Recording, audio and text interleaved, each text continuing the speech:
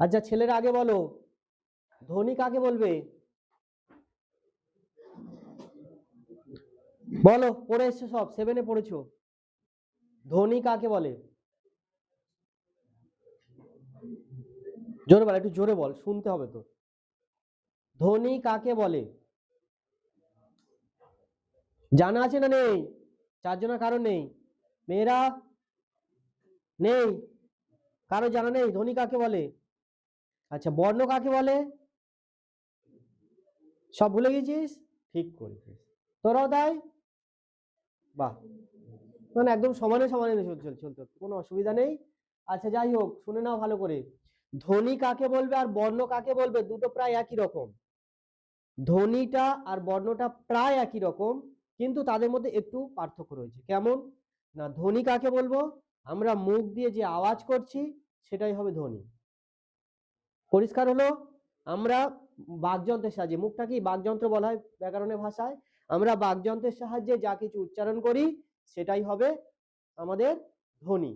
আর এটা লিখে যখন প্রকাশ করব, যখন লিখিত রূপ দেব, সেটাই হবে বর্ণ। ধ্বনি বর্ণ ক্লিয়ার হলো?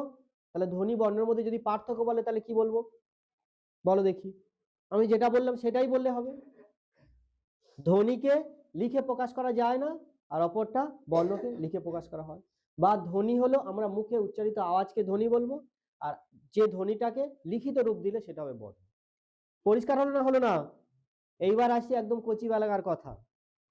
তো ধ্বনি এলো, বর্ণ হলো, এবার আসবো বর্ণকে কয় ভাগে ভাগ করব বা ধ্বনিকে কয় ভাগে ভাগ করব। তাহলে ছোটবেলার কথা একদম চলে যাও, যেখানে তোমরা যখন ইংরাজিটা পড়ছিলে তখন দুটো অংশ পেয়েছো, একটা কি ভাওয়েল আর একটা হলো কনসোন্যান্ট। তাহলে ভাওয়েল কাকে বলবে, কনসোন্যান্ট কাকে বলবে, ঠিক একই রকম ভাবে এই দিকটা আমরা পাবো কি না, বর্ণ বা ধ্বনি, বললাম দুটো একই জিনিস প্রায়। তাহলে বর্ণ যখন বলবো বা ধ্বনি যখন বলবো, তাহলে ধ্বনির ক্ষেত্রে কি বলবো, ধ্বনি কয় প্রকারেরও কি কি, বর্ণের ক্ষেত্রেও তাই, বর্ণ কয় প্রকারেরও কি কি। তাহলে ধ্বনিটা কয় প্রকার, ধ্বনি দুই প্রকার। কি সেটা না, একটা স্বরধ্বনি, একটা হলো ব্যঞ্জন ধ্বনি। আর অপরদিকে বর্ণ যদি বলি একই, সেটা কি স্বরবর্ণ আর ব্যঞ্জন বর্ণ।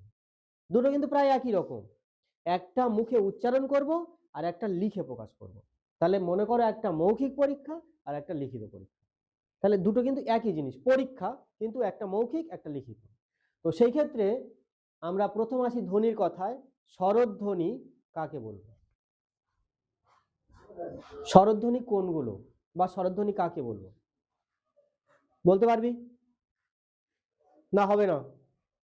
সব যদি না বলিস তাহলে কি হবে, তো ধরিয়ে দিচ্ছি, আর ছোটবেলার জিনিস তো একটু একটু করে ধরাচ্ছি। তাহলে স্বরধ্বনি কাকে বলবো আর স্বর বর্ণ কাকে বলবো? তাহলে দেখ, অ থেকে ঔকার পর্যন্ত এগুলোকে আমরা বলবো স্বরধ্বনি বা স্বরবর্ণ।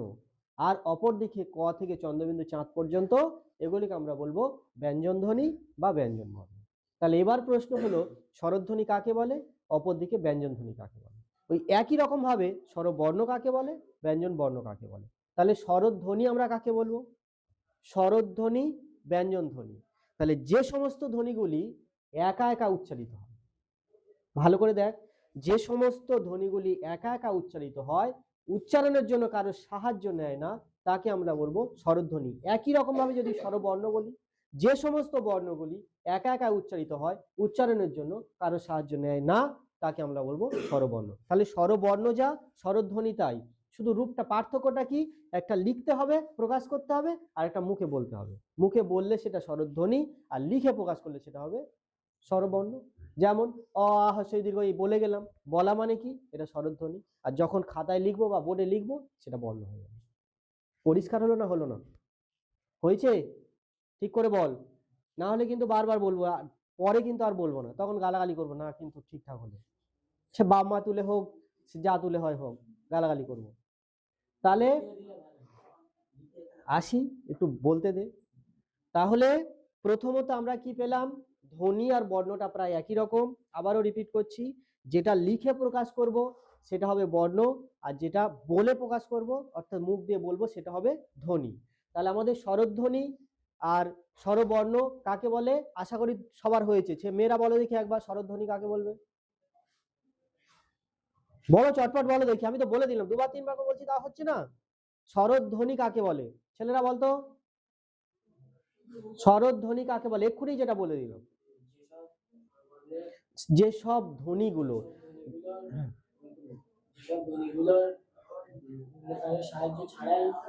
একা একা উচ্চারিত হয় তাকে আমরা বলবো স্বরধ্বনি। আর ওটা যদি বর্ণ বলি তখন শুধু এই ধ্বনিটা পাল্টে দিয়ে বর্ণ লিখলে হয়ে যাবে। তাহলে সংজ্ঞাটা নিজের মতো করি, বইয়ের মতো কেন আমরা করতে যাব? যে সমস্ত বর্ণগুলি একা একা উচ্চারিত হয়, উচ্চারণের জন্য কারোর সাহায্য নেয় না, তাদেরকে আমরা বলবো স্বরবর্ণ। যখন বর্ণ বলবো তখন বর্ণ লিখবি, আর যখন ধ্বনি বলবি তখন স্বরধ্বনি করবি।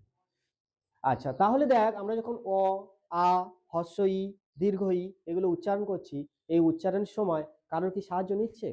কিন্তু আমরা যদি ক উচ্চারণ করি, ভালো করে খেয়াল করে দেখ, ক অর একটা টান আসছে, তাহলে তখন ব্যঞ্জন ধ্বনি কাকে বলবো বা ব্যঞ্জন বর্ণ কাকে বলবো? যে সমস্ত স্বরধ্বনিগুলি নিজে নিজে উচ্চারিত হতে, না সরি ভুল বললাম, যে সমস্ত বর্ণগুলি নিজে নিজে উচ্চারিত হতে পারে না, উচ্চারণের জন্য অন্য কারোর সাহায্য নেয়, তখন তাকে আমরা বলবো স্বর ব্যঞ্জন বর্ণ। বর্ণ কথা বললে বর্ণ বলবো, আর ধ্বনির কথা বললে তখন ধ্বনি বলবো। তাহলে দেখ ক উচ্চারণ করতে গেলে ক প্লাস অ আসছে, ক, খ, গ, ঘ সব অ আসছে। এইবার ওই ব্যঞ্জন বর্ণগুলোকে বা স্বরবর্ণগুলোকে বা স্বরধ্বনি বা ব্যঞ্জন ধ্বনিগুলোকে আবার আমরা বিভিন্ন রকম ভাবে ভাগ করতে পারি। যেমন মনে কর অ হস্র ই, দীর্ঘ ই, তাহলে অ উচ্চারণ করতে গেলে কি কম সময় লাগছে, হস্র ই উচ্চারণ করতে গেলে হস্র ই আর দীর্ঘ ই, এইটার উপর নির্ভর করে, এই ঠোঁট দুটোর উপর। কখনো কখনো ঠোঁট, কখনো কখনো জিভ, কখনো কখনো দাঁত, কখনো কখনো মধ্য ভিতরে ঢুকে যাবে, এইগুলোর উপর ভিত্তি করে এগুলোকে আবার বিভিন্ন রকম ভাবে ভাগ করছি। যেমন হস্র ই আর দীর্ঘ ই, ভালো করে খেয়াল কর, হস্র ই মানে কি, আমরা হস্র ই উচ্চারণ করতে গেলে একটু কম সময় লাগবে, দীর্ঘ ই তাহলে কি বেশি সময় লাগবে, তাহলে এটাকে আমরা হস্রস্বর বলবো, পরেরটা দীর্ঘস্বর বলবো। তাহলে এইভাবে কিন্তু আমরা ভাগ করব। তাহলে ভাগগুলো পরে আসি, আগে আমরা ক্লিয়ার করে নিই। আবার এর মধ্যে আছে ও আর ও, সরি ঐকার আর ঔকার, এই দুটো উচ্চারণ করতে গেলে দেখ ও আর হস্যই মিলে হচ্ছে ওই, আর ও আর হস্য মিলে হয় ও, তাহলে দুটো যুক্ত হয়ে একটা তৈরি হচ্ছে। তাহলে সেই কি যুক্ত হয়ে তৈরি হচ্ছে? স্বরধ্বনি কিন্তু যুক্ত হয়ে তৈরি হচ্ছে, নট ব্যঞ্জন ধ্বনি। তাহলে দুটো স্বরধ্বনি যুক্ত হয়ে যখন ওই দুটো উচ্চারিত হচ্ছে, কারণ দুটো যোগ করে, তাই ওগুলোকে আমরা কি বলবো, প্লাস চিহ্ন মাঝখানে আসছে মানে যৌগিক স্বর বা যুক্ত স্বর, মানে দুটো একত্রে যুক্ত করে আমরা করছি, সেই জন্য ওটাকে যুক্ত স্বরও বলতে পারি বা যৌগিক স্বরও বলতে, যৌগিক স্বরধ্বনিও বলতে পারি। তাহলে এইভাবে আমরা প্রত্যেকটাকে ভাগ করব। অ উচ্চারণ করতে গেলে অ মানে এই দুটো মানে আমাদের ঠোঁট দুটো হালকা কিন্তু খুলছে, আ উচ্চারণ করে দেয় বেশি খুলে যাচ্ছে, তাহলে কখনো সংবৃত্ত, কখনো পূর্ণ বা পুরোপুরি, এইভাবে কিন্তু আমরা উচ্চারণগুলো ধীরে ধীরে করতে হবে। আর এইগুলো যদি উচ্চারণ ঠিকঠাক হয় তবে কিন্তু আমার বানানের প্রসঙ্গে ঠিক আসবে, না হলে কিন্তু তখন ভুল হয়ে যাবে। তাহলে ব্যাকরণগত দিকটা কি, যদি ব্যাকরণটা ভালো করে শেখা যায় তাহলে কিন্তু আমার লেখার উচ্চারণ এগুলো কিন্তু সব ঠিকঠাক থাকবে। তো আজকে নিয়ে নাও স্বরধ্বনিটা, আগে উপরে হেডিং করো বর্ণ, এই উপরে হেডিং করো ধ্বনি, উপরে হেডিং করে নাও ধ্বনি,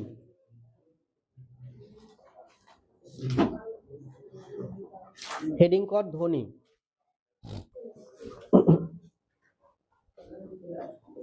তাহলে ধ্বনি হেডিং কর। তাহলে প্রথম সংজ্ঞাটা কি বলেছিলাম, ধ্বনি কাকে বলে, তাই তো বলে দিয়েছিলাম। তাহলে কি বলেছিলাম একটু নিজেরা মনে মনে উচ্চারণ কর, মানে মনে মনে ভাব, তারপর আমি বলে দিচ্ছি। যেটা বললাম সেটাই লেখাবো, অন্য কিছু লেখাবো না। মুখ থেকে যা কিছু বেরোবে, আচ্ছা কথা যেটা বলছি সেটাই হবে ধ্বনি, আর বর্ণ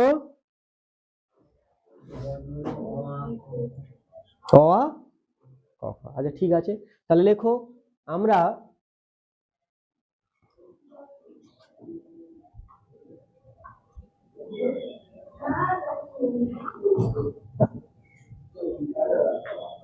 মুখ দিয়ে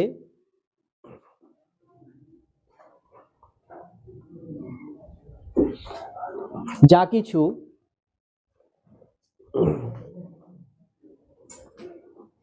বলি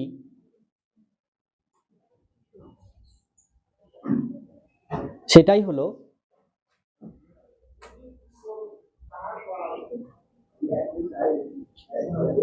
সেটাই হলো ধ্বনি।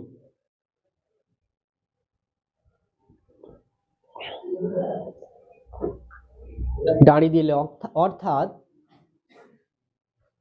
আমাদের মুখ দিয়ে উচ্চারিত আওয়াজকেই বলা হয় ধ্বনি। অর্থাৎ আমাদের মুখ দিয়ে উচ্চারিত আওয়াজকেই বলা হয় ধ্বনি। আমাদের মুখ দিয়ে উচ্চারিত আওয়াজকেই বলা হয় ধ্বনি।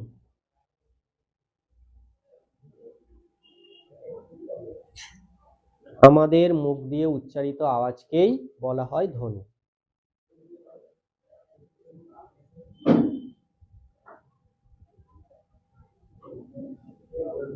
পরবর্তী প্রশ্নে ধ্বনি কয় প্রকারের ও কি কি? ধ্বনি কয় প্রকারের ও কি কি?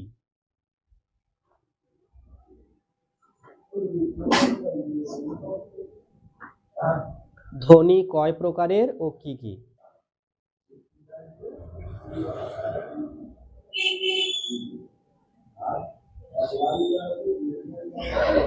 তাহলে ধ্বনিকে কয় প্রকারে ভাগ করলাম তখন? দুই প্রকার। কি কি? ব্যঞ্জন ধ্বনি আর স্বরধ্বনি। স্বরধ্বনিটা আগে, ভাওয়েলটা আগে হয়। আচ্ছা তাহলে লেখো, ধ্বনিকে দুই ভাগে ভাগ করা যায়। ধ্বনিকে দুই ভাগে ভাগ করা যায়। ধ্বনিকে দুই ভাগে ভাগ করা যায়। ধ্বনিকে দুই ভাগে ভাগ করা যায়। দাঁড়িয়ে দিয়ে লেখ, যথা স্বরধ্বনি দন্তে শয় বয় র, স্বরধ্বনি ধয় বয় দন্ত নস্য, স্বরধ্বনি ও ব্যঞ্জন ধ্বনি। স্বরধ্বনি ও ব্যঞ্জন ধ্বনি। স্বরধ্বনি ও ব্যঞ্জন ধ্বনি। তাহলে এবার সংজ্ঞাতে আসি। পরবর্তী কোশ্চেন লেখো, স্বরধ্বনি কাকে বলে? স্বরধ্বনি কাকে বলে? পরবর্তী কোশ্চেন, স্বরধ্বনি কাকে বলে?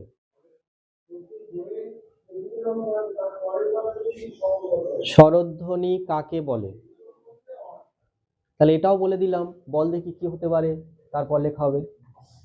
বল দেখি।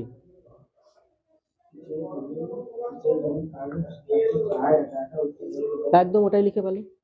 যেসব ধ্বনিগুলি অন্য কারো সাহায্য ছাড়া নিজে নিজে উচ্চারিত হতে পারে, যেসব ধ্বনিগুলি অন্য কারো সাহায্য ছাড়া নিজে নিজে উচ্চারিত হতে পারে তাকে বলা হয় স্বরধ্বনি। যেসব ধ্বনিগুলি অন্য কারো সাহায্য ছাড়া নিজে নিজে উচ্চারিত হতে পারে তাকে বলা হয় স্বরধ্বনি।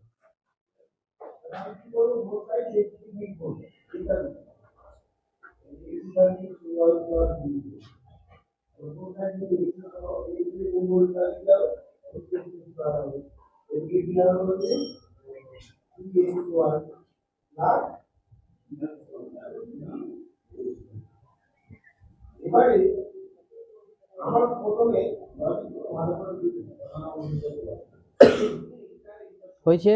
যেমন দিয়ে লেখ, অ, কমা আ, হস্যই, দীর্ঘই, এগুলো লিখবে ইত্যাদি।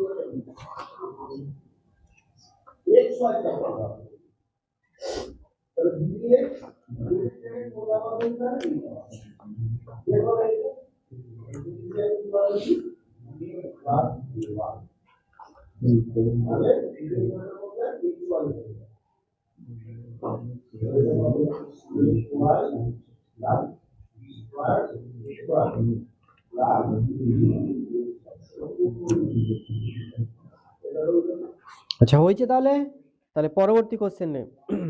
স্বরধ্বনির দুটি বৈশিষ্ট্য লেখো। পরবর্তী প্রশ্ন, স্বরধ্বনির দুটি বৈশিষ্ট্য লেখো। স্বরধ্বনির দুটি বৈশিষ্ট্য লেখো।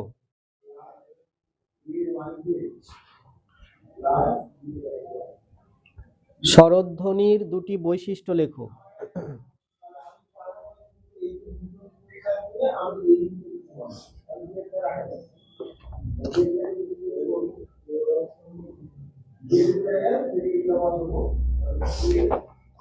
হয়েছে?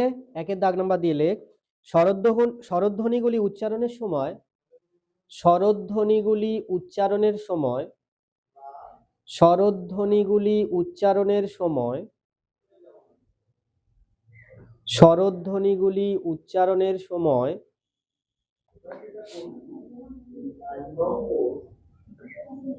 শ্বাসবায়ু, তার বেশ শয় আকার দন্তেশ্ব, শ্বাসবায়ু স্বরধ্বনিগুলি উচ্চারণের সময় শ্বাসবায়ু মুখবিবরের খুব একটা বাধা পায় না। মুখবিবরে খুব একটা বাধা পায় না। মুখবিবরে খুব একটা বাধা পায় না। মুখবিবরে খুব একটা বাধা পায় না।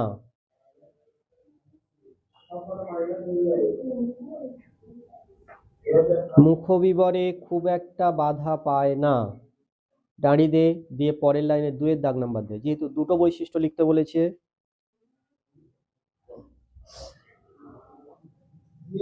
স্বরধ্বনিগুলি 2 দাগ নাম্বার দিয়ে লেখ। স্বরধ্বনিগুলি অন্য কোনো ধ্বনির সাহায্য ছাড়াই স্বরধ্বনিগুলি অন্য কোনো ধ্বনির সাহায্য ছাড়াই স্বরধ্বনিগুলি অন্য কোনো ধ্বনির সাহায্য ছাড়াই সুস্পষ্টভাবে উচ্চারিত হয়। অন্য কোনো ধ্বনির সাহায্য ছাড়াই সুস্পষ্টভাবে উচ্চারিত হয়। সুস্পষ্টভাবে উচ্চারিত হয়।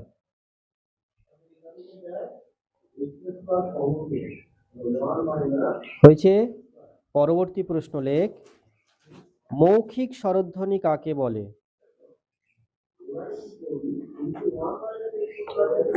মৌখিক স্বরধ্বনি কাকে বলে? মৌখিক স্বরধ্বনি কাকে বলে?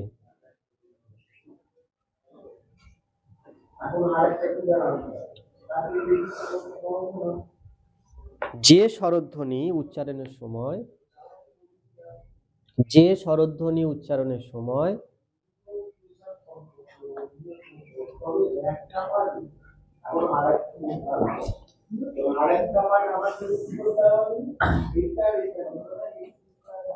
যে স্বরধ্বনি উচ্চারণের সময় শ্বাসবায়ু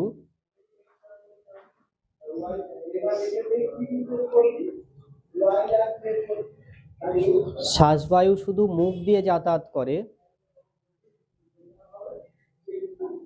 শ্বাসবায়ু শুধু মুখ দিয়ে যাতায়াত করে। শ্বাসবায়ু শুধু মুখ দিয়ে যাতায়াত করে।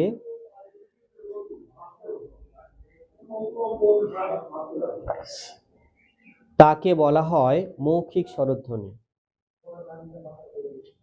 তাকে বলা হয় মৌখিক স্বরধ্বনি। তাকে বলা হয় মৌখিক স্বরধ্বনি। দাঁড়িয়ে দিয়ে লেখ। যেমন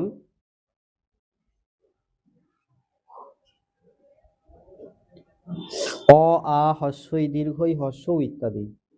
অ, আ, হস্যই দীর্ঘই হস্যৌ ইত্যাদি। অ, আ, হস্যই দীর্ঘই হস্যৌ ইত্যাদি।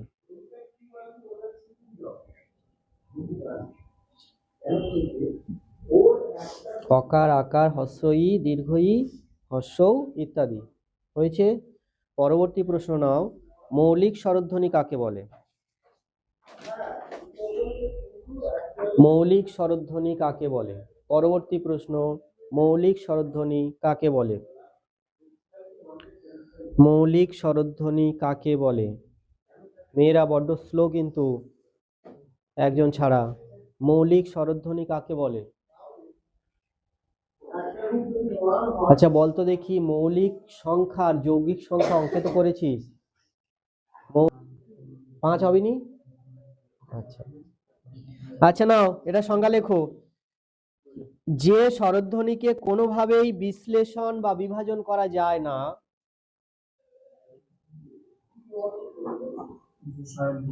যে স্বরধ্বনিকে কোনোভাবেই বিশ্লেষণ বা বিভাজন করা যায় না, কোনোভাবেই বিশ্লেষণ বা বিভাজন করা যায় না,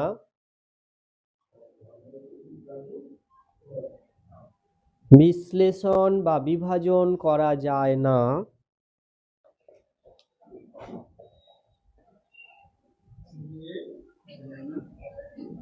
তাদেরকে মৌলিক স্বরধ্বনি বলে, তাদেরকে মৌলিক স্বরধ্বনি বলে।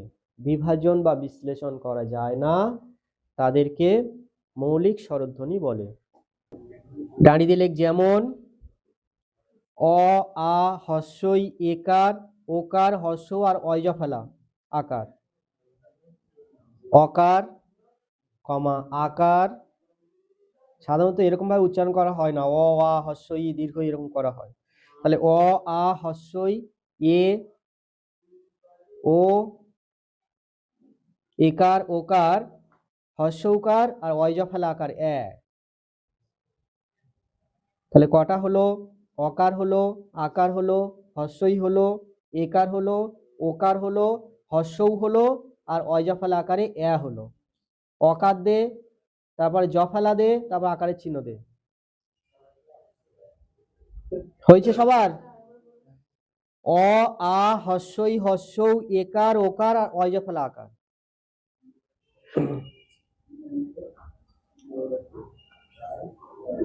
হয়নি এখনো?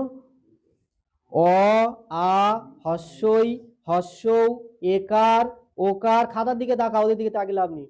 একার ওকার আর অয়জফলা আকারে এক। যদি হয়ে থাকে পরবর্তী প্রশ্ন লেখো, যৌগিক স্বরধ্বনি কাকে বলে? যৌগিক স্বরধ্বনি কাকে বলে? যৌগিক স্বরধ্বনি কাকে বলে? তাহলে যৌগিক স্বরধ্বনি কাকে বলে আমি যেমন বুঝিয়ে দিচ্ছি, আমি যেমন লিখে দিচ্ছি, আমি যেন পাই পরবর্তী দিনে একই। তুমি এটা যদি ঘুরিয়ে বলতে হলে অসুবিধা নেই, তুমি তোমার মতো ভাষা করে বলো, আমি আমার মতো করে বলছি, ঠিক আছে? আচ্ছা নাও, তাহলে মৌলিকটা কি হলো? যাদেরকে আমরা কোনোভাবে বিশ্লেষণ বা বিভাজন করতে পারছি না, তাহলে তার বিপরীত যৌগিক, তাই তো? তাহলে কি হবে? একই রকম ভাবে লেখো, যেসব স্বরধ্বনিকে, একই লেখো, দাঁড়িয়ে দিয়ে লেখো, এর অপর নাম, ওই সঙ্গে লাইন ছাড়তে হবে না, এর অপর নাম, এর অপর নাম যৌগিক স্বর, এর অপর নাম যৌগিক স্বর বা দ্বি স্বর, দয়বহাস্যই দ্বি দন্তের স্বর, এর অপর নাম যৌগিক স্বর বা দ্বি স্বর, দয়বহাস্যই দ্বি দন্তের স্বর, যৌগিক স্বর বা দ্বি স্বর। হয়েছে? এই যৌগিক স্বর তখন বলে দিলাম কি কি বলো দেখি, যখন আমি বোঝালাম তখন বলে দিলাম এগুলো যৌগিক স্বর। কোন দুটোকে বলেছিলাম? দুটো, তাও বলছি, বেশি না, দুটো বলেছিলাম। কোন দুটোকে বললাম? কি? কিন্তু জোরে বল, বল বল ছেলেরা বল, কি কি ছিল? যৌগিক স্বর দুটো ভেঙে দিলাম, দুটো কি স্বরধ্বনির মধ্যেই থাকবে, দুটো স্বরধ্বনি নিয়েই একত্রে উচ্চারিত হবে। সেটা কি কি? ঐকার আর ঔকার। তাহলে লেখো, যেমন যেমন ওই, ঐকার লেখো, ব্র্যাকেটের মধ্যে লিখবে ওকার প্লাস হস্যই, ওই একারের পরে ঐকার কেমন? ওই দেখ, ও তাদের এখন হয়নি ওটা, তা সেটা তো বলবি। যৌগিক স্বর বা দ্বিস্বর বলে, দাঁড়িয়ে দিলে যেমন ওই, শেষ কর, কমা দে, ঔকার, ঔকার লেখ ব্র্যাকেটের মধ্যে ও প্লাস হস্য, ঔকার ব্র্যাকেটের মধ্যে ওকার প্লাস হর্ষৌ ও। আচ্ছা পরবর্তীটা নাও, অনুনাসিক স্বরধ্বনি কাকে বলে? অনুনাসিক, অ দন্ত ন হর্ষৌ দন্ত ন আকার দন্ত স হ্রস্বই ক। অনুনাসিক স্বরধ্বনি কাকে বলে? অনুনাসিক স্বরধ্বনি কাকে বলে? লেখ, বাকযন্ত্রের মধ্যে বয়াকার গ হসন্ত বিভাগ, বয়াকার গ হসন্ত বাকযন্ত্রের, বয়াকার গ হসন্ত বাগ, বাকযন্ত্রের মধ্যে শ্বাসবায়ু, বয়াকার গ হসন্ত বাকযন্ত্রের মধ্যে শ্বাসবায়ু, তারা ওরা লিখুক, বাকযন্ত্রের মধ্যে শ্বাসবায়ু একই সঙ্গে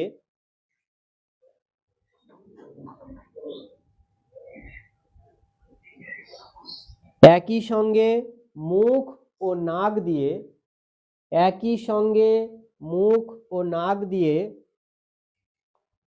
একই সঙ্গে মুখ ও নাক দিয়ে চলাচল বা যাতায়াত করলে, চলাচল বা যাতায়াত করলে, চলাচল বা যাতায়াত করলে যে স্বরধ্বনি উচ্চারিত হয়, চলাচল বা যাতায়াত করলে যে স্বরধ্বনি উচ্চারিত হয়, চলাচল বা যাতায়াত করলে যে স্বরধ্বনি উচ্চারিত হয় তাকে বলা হয় অনুনাসিক বা সানুনাসিক স্বরধ্বনি। যাতায়াত করলে যে স্বরধ্বনি উৎপন্ন হয় তাকে বলা হয় অনুনাসিক স্বরধ্বনি বা সানুনাসিক স্বরধ্বনি। অনুনাসিক স্বরধ্বনি বা সানুনাসিক স্বরধ্বনি।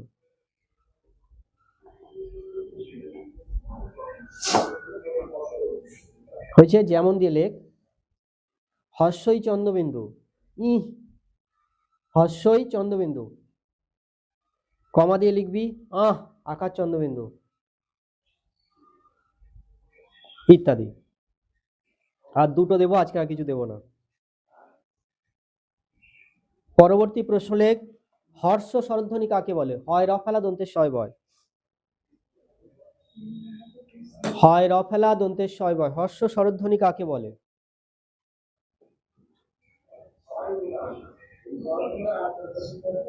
হয় র ফেলা দন্তের শয় বয়, হর্ষ স্বরধ্বনি কাকে বলে?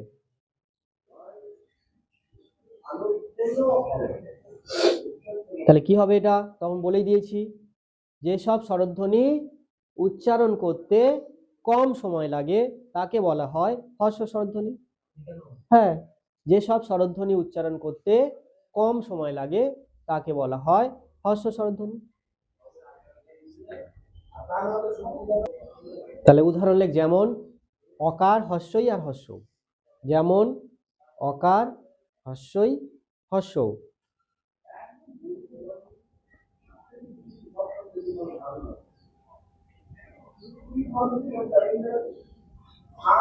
লাস্ট কোশ্চেন আজকের, দীর্ঘ স্বরধ্বনি কাকে বলে?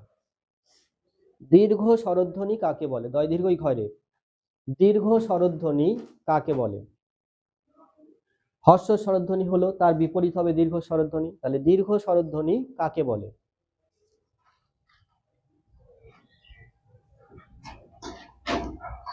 তাহলে কি হওয়া উচিত ওইটার সাথে মিল করে? যেসব স্বরধ্বনিগুলি উচ্চারণ করতে অপেক্ষাকৃত বেশি সময় লাগে তাকে বলা হয় দীর্ঘ স্বরধ্বনি। যেসব স্বরধ্বনিগুলি উচ্চারণ করতে অপেক্ষাকৃত বেশি সময় লাগে তাকে বলা হয় দীর্ঘ স্বরধ্বনি। যেসব স্বরধ্বনিগুলি উচ্চারণ করতে অপেক্ষাকৃত বেশি সময় লাগে তাকে বলা হয় দীর্ঘ স্বরধ্বনি। যেমন দিয়ে লেখ, দীর্ঘই, দীর্ঘৌ, আ, একার ওকার ইত্যাদি। দীর্ঘই, দীর্ঘৌ, একার আকার ওকার ইত্যাদি।